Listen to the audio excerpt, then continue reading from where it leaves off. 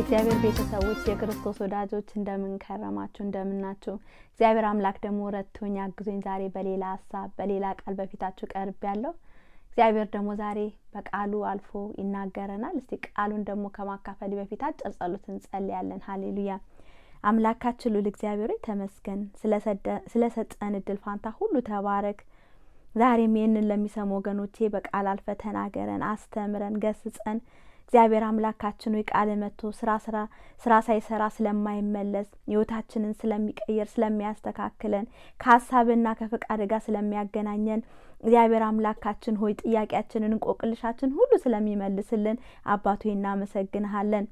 አሁንም እግዚአብሔር አባቱ ቃል እንዳትናገር በተለያየ መንገድ የሚገዳደር የጨለማ የጥልቁ ስራ ሁሉ ካየሩን ዙሪያውን አካባቢያችን ሁሉ ለቆ እንዲሄድ እግዚአብሔርን በሚሰሙ ወገኖቼ እንዲሁም በኔም ትዩ ሰማይ እንዲከፈት ያንተ በረከት ያንተ ጸል ጌታ ሆይ በእያንዳንዳችን ላይ እንዲመጣ እግዚአብሔር ሆይ የቃል ፍቺ ያበራል እንደሚለው ቃል እግዚአብሔር አምላክ ሆይ እንድታበራልን እንድትገልጥልን እኔም ባሪያን አንደበቴ እንድትቀባ ተናገር ያልከኝም ብቻ ጌታ ሆይ በአንተ ጸጋ በአንተ ኃይል በአንተ መንፈስ ምሪት እንድናገር እንድትረዳኝ እግዚአብሔር ሆይ በደም እንድሸፍነኝ በሳት እንድትቀጥረኝ ጊዜውን ሰዓቱን ሁሉ አንተ እንድትረከብ የበቀል መናፍስቶች ሁሉ እንዲታሰሩ ይህንን የሚሰሙ ወገኖቼ እኔንም ባሪያ አልፈ ጌታ ሆይ በቃል እንድትባርከን ጊዜውን ሁሉ ደግሞ እንድትቆጣጠር በኢየሱስ ስም ተጀምሮ እስከሚያልቅ ሁሉንም ደግሞ ለአንተ አሳልፌ የሰጠው በኢየሱስ ስም አሜን። ሃሌሉያ። ወገኖቼ ዛሬ ጌታ የሰጠኝ ቃል ርዕስ የሰጠውት የእግዚአብሔር ምሕረት የሚል ነው። ትንቢተ ሚክያስ ምዕራፍ 7 ቁጥር 18 እንደዚህ ያለ ይናገራል። በደልን ይቅር የሚል የርስቱንም ቅሬታ አመጽ የሚያሳልፍ እንዳንተ ያለ አምላክ ማን ነው? ምሕረትን ይወዳልና ቁጣው ለዘላለም አይጠብቅም እያለ ይናገራል። በደልን ይቅር የሚል እንደ እግዚአብሔር ያለ ማንም የለም ወገኖቼ። ምሕረትን የሚወድ መሐሪ ሩሩ አምላካችን ሩሩ አምላክ ነው ወገኖቼ። የእግዚአብሔር ምሕረት ምን ይመስላል በሚል 4 ነጥቦች እናያለን። የእግዚአብሔር ምሕረት ምን ይመስላል ወገኖቼ? እግዚአብሔር የመጀመሪያ እግዚአብሔር ምሕረቱ በደልን የማይቆጥር ነው። እግዚአብሔር ምሕረት ሲያደርግልን ምሕረት ነው የሚያደርግልን። ኃጢአታችንን ላያይብን በምሕረትን የሚመለከት አምላክ ነው። ትንቢተ ሚክያስ 7:18 እንደዛ ነው የሚለው። በደልን ይቅር የሚል የርስቱ ቅሬታ አመጽ የሚያሳልፍ እንዳንተ ያለ አምላክ ማን ነው ይላል። ምሕረትን ይወዳልና እግዚአብሔር ምሕረትን ስለሚወድ በደልን ይቅር የሚል ነው። በደልን አይቆጥርም ወገኖቼ። በደልን ይቅር የሚል አምላክ ነው ያለን። የእግዚአብሔር ምሕረት ምን ይመስላል? በደልን የማይቆጥር ነው ወገኖቼ። ሌላ ደግሞ የእግዚአብሔር ምሕረት ምን ይመስላል ስንለው የእግዚአብሔር ባህሪ ነው። ዘጸአት 34:6 ላይ ኤደን ስናነብ እግዚአብሔር አምላክ ለሙሴ ማንነቱን ሲገልጥለት እናያለን። ማንነቱን ሲገልጥለት እንደዚህ ያለ ነው እግዚአብሔር የሚናገረው ለሙሴ። ዘጸአት 34:6 ላይ የእግዚአብሔርንም ስም አወጀ። እግዚአብሔርም በፊቱ አልፎ እግዚአብሔር መሐሪ ሞገስ ያለው ታጋሽም ባለብዙ ቸርነትና እውነት እስከ 1000 ትውልድም ቸርነትን የሚጠብቅ አበሳንም መተላለፍን ኃጢአትንም ይቅር የሚል እያለ ይናገራል። እግዚአብሔር መሐሪ እግዚአብሔር መሐሪ አምላክ ነው አምላካችን። የእግዚአብሔር ባህሪያቶቹ አንዱ መሐሪ ነው። እግዚአብሔር ምሕረትን የሚያደርግ አምላክ ነው። በምሕረቱ ባለጸጋ ነው ወገኖቼ። የእግዚአብሔር ምሕረት ምን ይመስላል? ለዘላለም ያኖራል። መዝሙር 23:6 ሲናገር ቸርነትና ምሕረት በሕይወት ዘመኔ ሁሉ ይከተለኛል፣ በእግዚአብሔር ቤት ለዘላለም እኖራለሁ ይላል። ቸርነትና ምሕረት በሕይወት ዘመኔ ሁሉ ይከተሉኛል፣ በእግዚአብሔር ቤት ለዘላለም እኖራለሁ። በእግዚአብሔር ቤት ለዘላለም የሚያኖረን ወገኖቼ የእግዚአብሔር ምሕረት ነው። ለዘላለም ያኖራል የእግዚአብሔር ምሕረት። ለዛ ነው ሰቆቃወ ኤርምያስ ሲናገር ያልጠፋ ነው ከእግዚአብሔር ምሕረት የተነሳ ነው ይላል። እግዚአብሔር መሐሪ ስለሆነ አልጠፋንም። እግዚአብሔር ዘርን ባያስቀርልን ኖሮ እኛም እንደ ሰዶም እንደ ገሞራ እንሆን ነበር ይላል። ዘሩ ማን ነው? ጌታ ኢየሱስ ክርስቶስ ነው። ወደዚህ ዓለም መጥቶ እኛን ለዘላለም ሊያኖረን የዘላለም እንጀራችን ሊሆን ለዘላለም ከሱ ጋር እንድንኖር ሊያደርግ ምሕረቱ ሲያበዛልን ዘርን ሰጠን። ኢየሱስ ክርስቶስ ወደዚህ ምድርን አመጣልን። ለዚህ እግዚአብሔር ምሕረት እኛን ለዘላለም በቤቱ እንድንኖር ያደርገናል ወገኖቼ። ሌላ ደግሞ የእግዚአብሔር ምህረት ምን ይመስላል? የእግዚአብሔር ምህረት በስራ ሁሉ ላይ ነው። መዝሙር በቅንፍ 145:9 ሲናገር እግዚአብሔር ለሚታገሱት ቸር ነው፣ ምህረቱም በስራ ሁሉ ላይ ነው ይላል። የእግዚአብሔር ምህረት በሁሉ ስራው ላይ ነው። በአንድ ነገር ብቻ አይደለም፣ በሁሉ ስራ የእግዚአብሔር ምህረት ወገኖቼ ይገለጣል። በዚህ በዛ ብለን ምናይ አይደለም። በዚህ በኩል ብቻ ነው የእግዚአብሔር ምህረት የሚመጣ በዛ ምንለው ሳይሆን በሁሉ በስራ ሁሉ ላይ የእግዚአብሔር ምህረት አለ ወገኖቼ። ለዛ ነው ጳውሎስ ሲናገር ማንም በስራ እንዳይመስለው ይጠንቀቅ። በስራ መጽደቅ እንኳን ያለው ለዘላለም የሚያኖር እግዚአብሔር ምህረት ነው። ማንም ይጠንቀቅ። እግዚአብሔር መሐሪ ስለሆነ ነው እግዚአብሔር አምላክ እንድንኖር ያደረገን። እኛ ስለሰራን መልካም ነገር ስለተገኘብን ሳይሆን እግዚአብሔር ምህረቱ በስራ ሁሉ ላይ ስለሆነ ነው። በሁሉ ነገሩ ላይ እግዚአብሔር ምህረት ይገለጣል ወገኖቼ። የእግዚአብሔር ምህረት ባህሪያቶቹ ናቸው። እንዴት ይህንን መልካም የሆነውን የእግዚአብሔር ምህረት እንቀበላለን? ከእግዚአብሔር ከአምላካችን ዘንድ እንዴት ምህረቱን እንቀበላለን ወገኖቼ? አንደኛው በጸጋው ዙፋን በእምነት በመቅረብ ነው።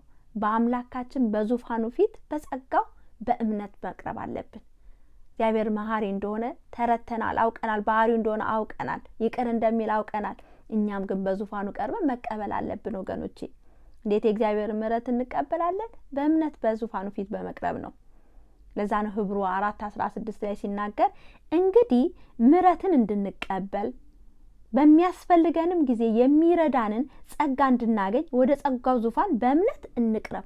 ወደ እግዚአብሔር ዙፋን ውስጥ ቀርበን እግዚአብሔር ሆይ ምህረትን አድርግልኝ፣ በድያለሁ፣ ኃጢአት ሰርተን ከሆነ በደልን አድርገን ከሆነ ጌታ ይቅር በለኝ፣ ምህረትን አብዛልኝ ብለን በእግዚአብሔር ፊት በጸጋው ዙፋን በእምነት መቅረብ አለብን። የዛን ጊዜ የእግዚአብሔር ምህረት እንቀበላለን ወገኖቼ።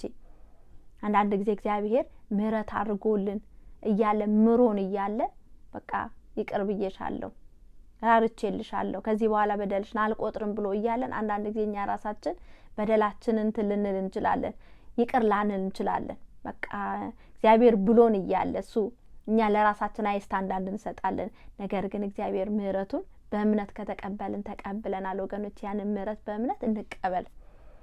ሌላው ደግሞ የእግዚአብሔር ምህረት የምንቀበለው ለሌላው ምህረትን በማድረግ ነው ወገኖቼ። አንዳንድ ጊዜ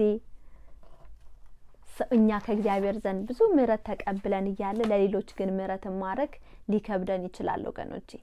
ነገር ግን ራሳችንን እናስብ። ምን ያህል እግዚአብሔር እንደማረን፣ ምን ያህል እግዚአብሔር እንደራራለን፣ ምን ያህል እግዚአብሔር በምህረቱ እንደተመለከተን ዞር ብለን እንይ። የዛን ጊዜ ለሌሎች ምህረት ማድረግ ቀላል ይሆንልናል። ማቴዎስ 5:7 ሲናገር ጌታ ኢየሱስ ክርስቶስ በተራራው ስብከት ላይ ሲናገራቸው ከነበሩት አንዱ ነው። የሚምሩ ብፁዓን ናቸው ይማራሉና ይላል።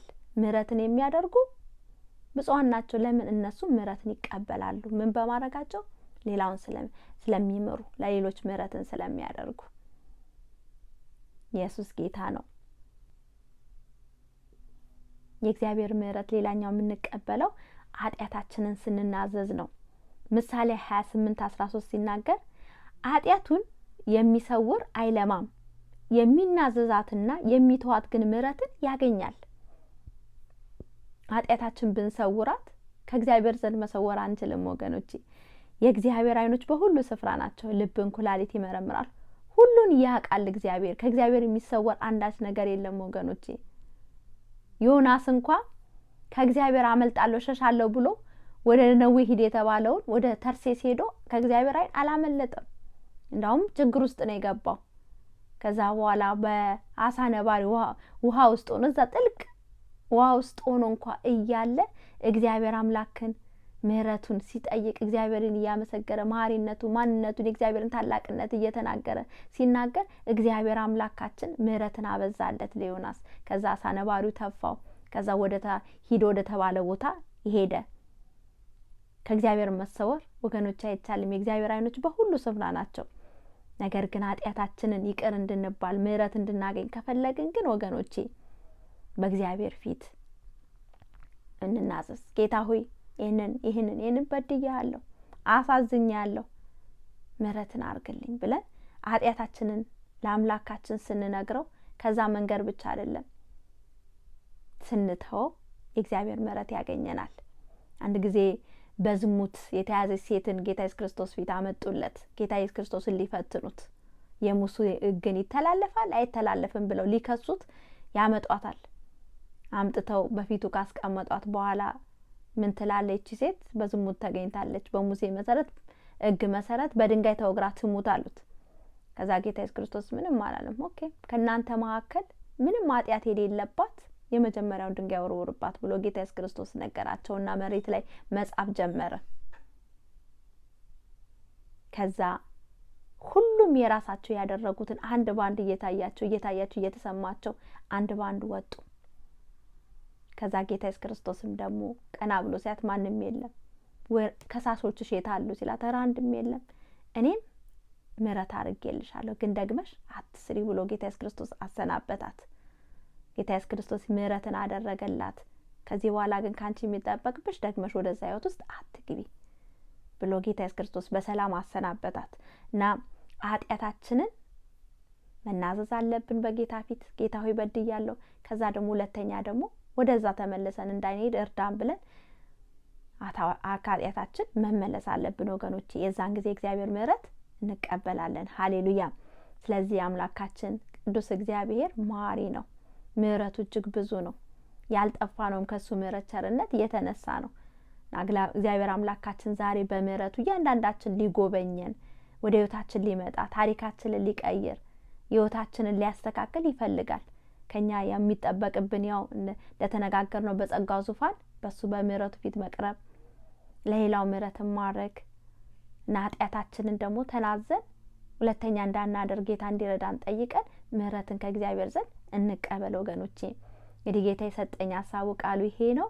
ለሚያማችሁ ወገኖቼ ደግሞ በሚያማችሁ ስፍራ በኢየሱስ ብላችሁ እጃችሁ ጫኑ። ጌታ ደግሞ ታላቅ የሆነ ፈውስን ያደርጋል። ሃሌሉያ። ጌታ ሆይ እናመሰግንሃለን ስለረዳን፣ ስላገዝከን፣ በቃልም ደግሞ አርፈ ስለተናገርከን። አንተ መሐሪ አምላክ ነህ። ከባህሪያቶቹ አንዱ አንተ መሐሪ ሩሩ ደግ አምላክ ነህ።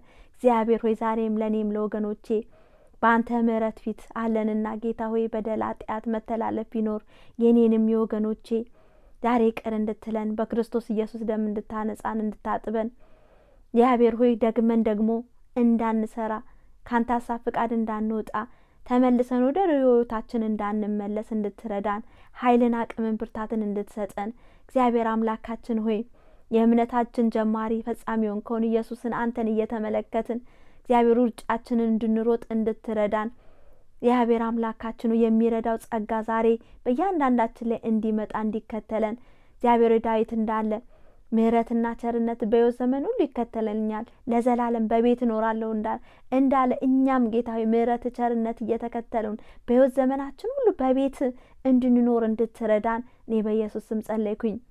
አባቱ ያውን ደግሞ ለሚያማቸው ወገኖች ጸልያለሁ። እጃቸው በጫኑበት ስፍራ ላይ ያንተን ስም እጠራለሁ፣ ፈዋሹን ስም እጠራለሁ። የጌታን ስም የሚጠራ ሁሉ ይድናል እንደሚለው ቃል ዛሬ በጌታ በኢየሱስ ስም አሁን የበሽታ ደዌ ኃይል ሁሉ ከወገኖች ላይ እንዲነቀር ራፓላማሲማስኬ ፓራካላማድያ በኢየሱስ ስም ደዌ ሁሉ ከዚህ ሰዓት ጀምሮ ከሰውነታቸው ላይ እየቀለጠ እንዲሄድ በጌታ በኢየሱስ ሙሉ ፈውስ በወገኖች ላይ እንዲመጣ ስም ያለው ስም የሌለው ትንሽ ትልቅ ሁሉ ለጌታ ይንበረከካል። ከስሞች ሁሉ በላይ ታላቅ ስም የሆነውን የጌታ ኢየሱስ ክርስቶስን ስም ጠራውኝ። በኢየሱስ ስም ፈውሳውን እንዲያልፍ፣ ጨለማ እንዲገፈፍ፣ እስራት እንዲበጣጥስ፣ ቀንበር እንዲሰበር፣ ደዌ ሁሉ ከወገኖቼ ላይ አሁን እንዲነሳ እግዚአብሔር አምላኬና ፈጣሪ ሆይ ከምሕረት ከቸርነት የተነሳ ጌታ ሆይ ወገኖቼን ዛሬ እንድትፈውሳቸው፣ እንድትዳስሳቸው፣ ጤንነታቸውና ሰላማቸውን ሁሉ አሁን እንድትመልስ እግዚአብሔር አምላኬ ሆይ